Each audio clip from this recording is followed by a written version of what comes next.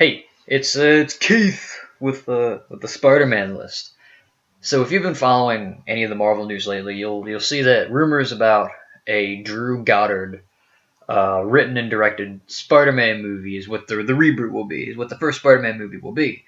So we're gonna probably talk about that in the breakdown because the breakdown hasn't happened yet while I'm filming this. But I'm going to talk about my list, which is 10 things Sony and Marvel need to do with Spider-Man to make Spider-Man successful. And so 10 through 6 are more ideas and concepts, whereas 5 through 1 are more storylines and plots, in a way. So let's do 10. Number 10 is have the amount of time Spider-Man spends on screen in whatever Marvel movie he's introduced in, which is most likely Captain America: Civil War. Have the time he spends on screen be relative to his importance to the movie. I don't think they're gonna have him in there for a very short period of time and have him be very important to the plot. What I'm worried about is Spider-Man being in the movie and kind of being there a lot, but then not really doing much in terms of being Spider-Man. I think that is a bad idea. Here's my reasons, and I think Spider-Man should have a small part. And my main reason, I have two reasons, which is one of the big rumors that Dylan O'Brien is set to play Spider-Man. He's one of the main guys they think they have cast for Spider-Man, and I really like Dylan O'Brien, but I like him in Teen Wolf, in which the end of filming for Teen Wolf Season 5 happens to coincide with the beginning of Captain America: Civil War. So that would just crunch it, and then I don't want his performance in Teen Wolf to suffer, though I would love for him to be in Spider-Man. The other reason is Marvel is really, really hammering down Black Panther and his involvement in the Marvel Cinematic Universe, with introducing Ulysses Claw, I think it's how you pronounce his name, and Vibranium in Age of Ultron, and then how they replace Spider-Man with Black Panther in Civil War, and then the Black Panther movie. I think they're hitting him pretty hard. And if they throw Spider-Man in there, that means either A, Spider-Man's not going to have a significant role and he won't affect the plot too much, which I might be okay with. But I mean, like, if he has like a somewhat semi-major part, or they get rid of Black Panther and it seems like, they're lessening Black Panther's appeal, which I think would piss a lot of people off, or they kind of try to get both people to play the role and then they cut it in half. It could just muddy up the movie. So that's why I think he should have a smaller role. But there's really only three options that I think Marvel has, which is A, have Spider-Man show up in a post-credit scenes in Captain America: Civil War. I know a lot of people are like, oh, let's have a post-credit scenes in Age of Ultron. It's too soon. They're not going to lock in who they're casting as Spider-Man yet. I mean, they might do it maybe, I'd say, at the earliest April, but by then Civil War is going to have started filming and Age of Ultron will already be almost out. What's the point? So I think Civil War is where we'll see it. But if they can keep who they have cast as Spider-Man a secret, I think it'd be really cool, because then they can, in the post-credit scene, he takes his mask off and boom! That's how they reveal who's playing Peter Parker or Miles Morales, even though I think they'll go with Peter Parker. Again, I'll talk about that a little bit. But I kind of doubt that they'd get that kind of longevity, but I think a post-credit scene would work. The other way is, like, show Spider-Man when he's still, like, a budding superhero. I can see it working two ways. Like, A, he, works, like, in his early days when he was a wrestler, they could show him doing that instead of being a superhero. That could be interesting. Or maybe he does something kind of like Angel in X-Men The Last Stand, which, again, X-Men The Last Stand, that didn't really work out. Like, again, that movie kind of sucks, so maybe that's not the best idea. But it's an idea. But the third way is if he has a major role. I think if he has a major role, they need to make it important to Spider-Man. Like, he can't just be there. They can't just have him help Captain America or Iron Man or whatever they decide to do with him. I think there has to be something important to Spider-Man. So the way that I have it worked out in my head is that Peter Parker doesn't reveal his secret identity. Because if they reveal his secret identity in Captain America: Civil War, then they've ruined plot points they could be using in future movies. So I don't think they're going to do it. But maybe he supports the Superhero Registration Act and he supports Iron Man. And then he's about to reveal his secret identity to the public as a sign of good faith. But then supposedly, and then maybe somebody finds out he's Peter Parker and they kill Uncle Ben. Like, again, I know they're shying away from doing an origin story, but that could be how they work in Uncle Ben's death, because I mean that is important. I mean, yes, people are tired of seeing it, but I mean that would tie it to the Marvel universe, and then it could be done right instead of maybe it could be cool. I feel like that could work out. Though, I mean, the recent rumors are saying that Iron Man's going to be in the first Spider-Man movie, recruiting him for the Avengers. So, I mean, so maybe my idea won't happen if that rumor is true, but I think it's a possibility. So, no, number 9. I think Marvel should really use Spider-Man. You know, just pick him up for the Avengers movies and then the own Spider-Man movies. I think that would be a waste. So I think they need to put him in at least one more Marvel Phase 3 movie, at least another Marvel Phase 3 movie, and put him in the Agents of S.H.I.E.L.D. TV show. You know, the movies, again, if him and Black Panther are both in Captain America Civil War, they have a relationship, put him in the Black Panther movie. Or Captain Marvel. I know him and Carol Danvers have a flirtatious friendship / sometimes budding romance at some points in the comics. Put him in there. But, you know, put him somewhere. I mean, those are the only ones that really work, I would think. And then Agents of S.H.I.E.L.D., they could just get somebody who is the same size as whoever they get to play, and then have the actor dub his voice in. So that you have to worry about scheduling conflicts with filming. But I think it'd be cool if they put him in there, because, I mean, Spider-Man's like probably the most famous and most popular Marvel superhero. Really take him everywhere. And show off other Spider-Man things in Agents of S.H.I.E.L.D. So yeah, they need to really push Spider-Man to make this deal worth it in my eyes. But number 8, I have the opposite side, which is Sony needs to make it worth it, you know. And so, like, one of the parts of this rumor that came out is that the Sinister Six are the villains of the of the Spectacular Spider-Man, if that's supposedly what it's called. I don't agree with that, because that means one of two things. It's either going to be Sinister Six, and it's going to be like the Sinister Six, how it was supposed to be in the movie, with Green Goblin, Doc Ock, and Rhino, and Vulture, and Mysterio, and maybe Kraven the Hunter. Or it'll be a bunch of B-level people. If it's a bunch of B-level people, then the Sinister Six won't have that awesome appeal, I don't think.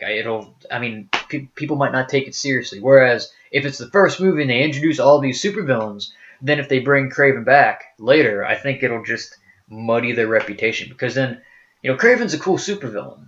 And I'll get to that later. But, and so if they introduce him in Sinister Six, he's not going to be known for his really cool solo stuff. They'll be like, no, he's known for being a member of the Sinister Six, because maybe I'm pretty sure there's people who haven't read the comics who go see these movies. So I think it'll just ruin some of these really good villains. But so yeah, and then also there's the Venom Carnage movie. Venom and Carnage are really interesting characters. You know, Venom, it'd be cool to see his growth to an anti-villain. Or to an anti-hero, sorry, and then Carnage could become the next Loki. You know, Loki was a good Thor villain, and then he became a great Marvel villain. Same thing with Carnage. Carnage could be, honestly, a great Spider-Man villain, but become an awesome Marvel villain. So, I mean, I think they should introduce the black suit in, like, the Infinity Wars, kind of like how Spider-Man finds it in the Secret Wars, you know, and then in, like, the second movie, he breaks free from the suit, and the suit bonds with Eddie Brock. He beats Brock and Venom, but then the Venom suit splits, and it goes to Flash Thompson and Carnage and Cletus Cassidy, and then you know, you can have Flash eventually rise and get a redemption, and then you have another member of the Avengers. And Cletus Cassidy could be played by, in my eyes, I see Shane from The Walking Dead playing as him, because I think he could play crazy very well, because Cletus Cassidy is a murderous psychopath. So that makes him an interesting character. And so, you know, I just think they could do a lot with Carnage and Venom. And then there's the female Spider-Man movie. And I'll go through them, because I have actresses picked to play some of these characters. And these all could be love interests for Spider-Man, too. So there's Spider-Gwen. And I don't think Spider-Gwen's as likely as it was. If you would have asked me 6 months ago, I would have said Spider-Gwen was really likely. Mostly just because of the fact that, I mean, if it was still The Amazing Spider-Man, Emma Stone's Gwen Stacy was really popular. So you take her and you make her Spider-Gwen, and yeah, that would have worked. But the problem with that is now they have to introduce Gwen Stacy, which could be a problem, possibly, because it just adds extra characters. And then they have to change Spider-Gwen's origins because they can't do how it is in the comics because that's an alternate universe. But if they did pick Gwen Stacy, I would pick Mackenzie Mousy, the girl who played Rapunzel in Into the Woods. I think she kind of, her facial structure kind of fits Gwen Stacy. And, they can straighten her hair and she's a blonde. And I think she would just work really, really well as the character. And then next is Spider-Woman. Spider-Woman, I don't have an actress picked to play just because there's 3 different Spider-Women they could pick from. They could pick Julia Carpenter, Jessica Drew, or Ultimate Jessica Drew, and Maddie Franklin. And they each have their own original costumes and their own looks and their own origins and their own powers, really. And they could take it a bunch of cool places. Maddie Franklin, her sacrifice could be a part of a movie, how she gets killed at one point. Jessica Drew, her Ultimate Jessica Drew's clone origin could be a spot they take, or the main series Jessica Drew and how she's an agent for Hydra for a while, and Julia Carpenter, she's just there, honestly. But boom, that could be cool if they do that. And again, like I said, they could honestly mix and match. Like you can have Jessica Drew's origin with Julia Carpenter's powers, but look like Maddie Franklin, because they all look different too. So I think that'd be interesting. Next is Black Cat. And Black Cat's probably the obvious choice for a lot of people. She's a very important figure in the Spider-Man lore. But giving her own movie, I don't know if Black Cat could hold up a movie by herself. Or at least be the focus of a movie. She seems like a really good Spider-Man supporting character.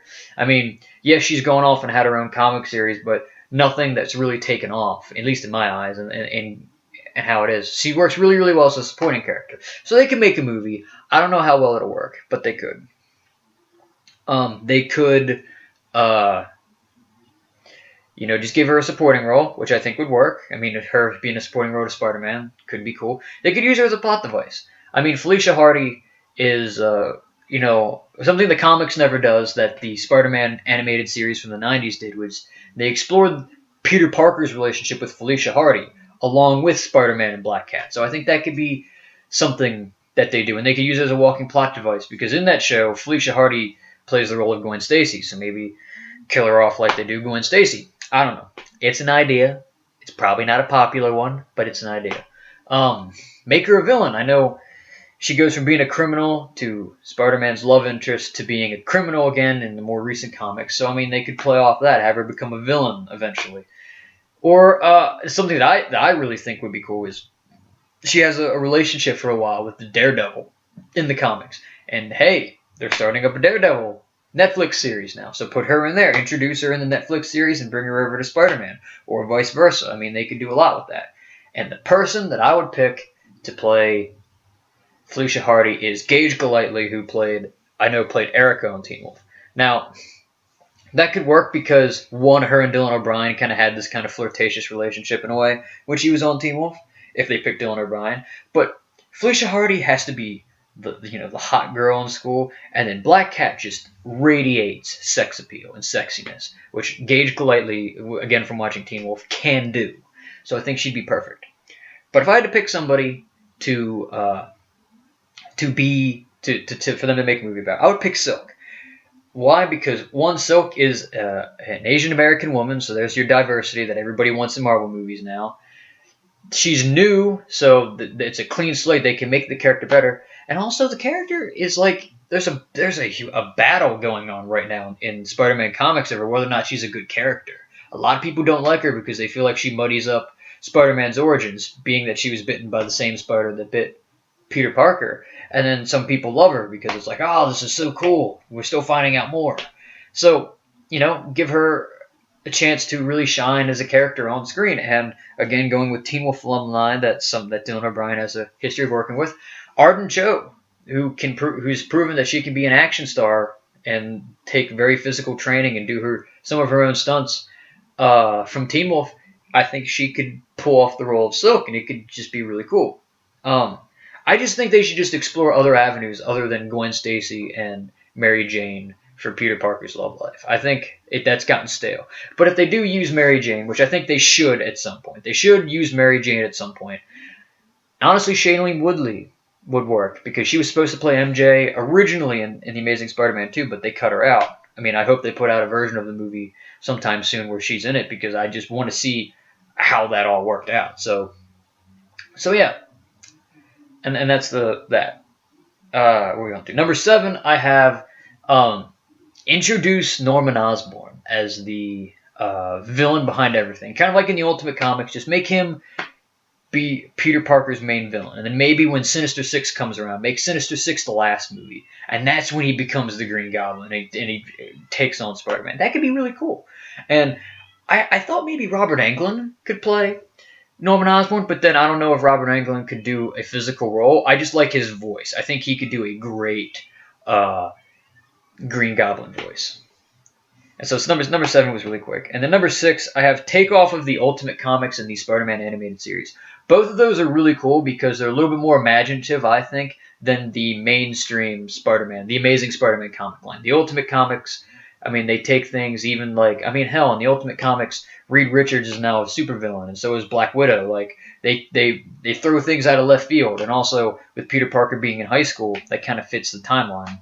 And then I just really like the animated series. As I said, they could take quite a few pulls from the animated series to make this really good. So now we're on to the storylines. So my number 5 in the storylines is the identity crisis, as I call it. So in the original script for Sam Raimi's Spider-Man 2, Peter Parker is considering giving up being Spider-Man in his real life. But then Black Cat shows up and tries to convince Spider-Man to stop being a civilian, to be Spider-Man all the time. And I feel like that would be a really cool plot for, like, the second movie. To put that kind of a subplot in that, after we have established Spider-Man on screen, now he's having a battle to whether or not he still wants to be Spider-Man. Like every other Spider-Man movie. But do it just this one time. Don't have this existential crisis show up ever again. Because that's the one thing I really, really hated about the Sam Raimi Spider-Man series is that was literally the plot of every Spider-Man movie.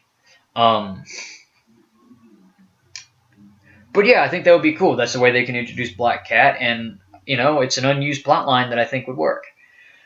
Number 4, I have the symbiote saga. I think the symbiote saga could work really well. So, like, just again, build off of Venom and Carnage and make a really cool story out of it. I mean, with Carnage, like I said, I think they could do Maximum Carnage, which is another way they could introduce the Sinister Six. They could do combine Carnage USA and Spider Island and have Carnage turn the population of New York into Carnage symbiotes. And then boom, there's your villain for an Avengers movie. There's an idea. They could do the Spider Carnage, where Carnage takes over Spider-Man, and so then that could be like the female-fronted Spider-Man movie. She has to try to stop him, and then she considers killing him, and then, whatever. There's a lot of ways they could work that out. So I just think using that could be a really long, overarching thing, again, with the Venom Carnage movie, and then I'd say put that in the second movie as well.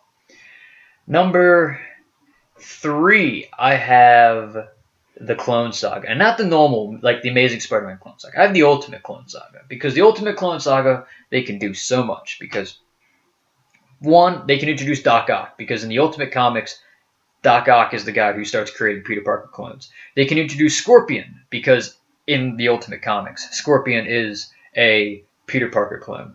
They can introduce Spider-Gwen and somehow work it in that's how Gwen Stacy gets, the clone of Gwen Stacy gets her Spider-Man powers. They can introduce Jessica Drew, because in the Ultimate Comics, she is a clone. And then one thing that I think is for the future of Spider-Man, because again, I said introduce Peter Parker first, introduce Miles Morales as a clone of Peter Parker. Now, in the Clone Saga, cloning isn't, you don't actually clone somebody. You inject them with like a virus or a bacteria that alters your genetic makeup. So boom, that's how you can have Miles Morales, a half African, an African-American Hispanic superhero, and then have him take over later in the next storyline, which is the death of Spider-Man. Have the Sinister Six be the death of Spider-Man. Have that be the last movie with Peter Parker. Like I said, have Norman Osborn become the Green Goblin. And so then at the end of the movie, he pushes Spider-Man to his limit, and Spider-Man dies at the end in this fight, and he manages to stop Green Goblin, but he dies. And then boom, then they can continue with Miles Morales. I think that is the best route to take. I think that is a really good route to take. And I mean, don't do the comic thing where he comes back to life. Like, actually kill him off. Like, try to separate, because I know the comics are really notorious for. I mean, the Marvel saying is the Bucky principle, which is nobody stays dead in the Marvel universe except for Bucky and except for Bucky Buchanan and Uncle Ben. But as we all know, Bucky comes back as the Winter Soldier. So I mean, just keep him down, honestly. But it'd just be cool because send him off in a heroic way. He manages to defend his loved ones one last time. And then number one, the storyline that they definitely need to do, and I think it should be the plot of the first Spider-Man movie, not the Sinister Six, is Kraven's Last Hunt. Have Kraven come in, and Kraven kills Spider-Man and takes over the identity of Spider-Man and ruins his reputation by assaulting criminals. And then Spider-Man comes back, and so Kraven tries to outbest him at one time, and then he takes, Gwen Stacy or Felicia Hardy or somebody important to Peter, and basically that's how they do the night Gwen Stacy died, or whoever it happens to be at that point. Kraven kills them, and Spider-Man feels guilty, and that's the big calamity that happens in his life. Like, that is just such a cool comic book storyline. I think that should be the first movie they do, because if they don't, they're dumb. Honestly, that is the most popular comic storyline. Now that Marvel is in control, Marvel knows this. Marvel knows this is the most popular and critically acclaimed Spider-Man storyline. They know this, so if they don't do this, they're just dumb. So, yeah, that was my 10 things Marvel and Sony should do to fix Spider-Man. Honestly, this video is actually could have been a lot longer. I know we're closing on 22 minutes right now, but because I have literally everything completely worked out and how all the plots work out in my head. But I didn't want to bore you guys with that. I mean, this video is already, like I said, 22 minutes long. So yeah, hope you guys enjoyed it. Like, subscribe, all that good stuff. Let me know your theories on what Marvel and Sony should do with Spider-Man in the comment section. And yeah. Thank you guys for watching. See you later.